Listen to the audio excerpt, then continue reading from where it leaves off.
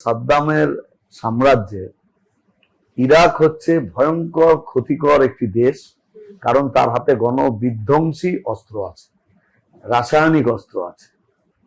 এবং গোটা পৃথিবী জুড়ে এই কথা পক্ষে বিপক্ষে উঠতে থাকলো যে ওর কাছে যে গণবিধ্বংসী অস্ত্র আছে, রাসায়নিক অস্ত্র আছে, তার কি প্রমাণ আছে?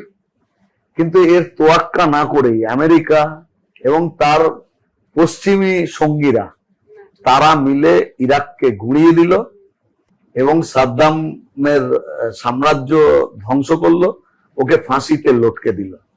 আজকে ঠিক একই ঘটনা ইসরায়েল এবং আমেরিকা দুজনে মিলে এবং তার সঙ্গে সঙ্গী হলো সেই পশ্চিমী দেশগুলো যারা একদা অটোমান সাম্রাজ্যের পতনের পরে, বিশেষত ফ্রান্স, ইউকে, তারা এই পশ্চিম এশিয়া তার প্রাকৃতিক সমস্ত সম্পদ ভাগবাটোয়ারা করে নিজেরা চলছিল। সেকেন্ড ওয়ার্ল্ড ওয়ারের পরে এখানে মার্কিন যুক্তরাষ্ট্রের ক্ষমতা অনেক বেড়ে গেল।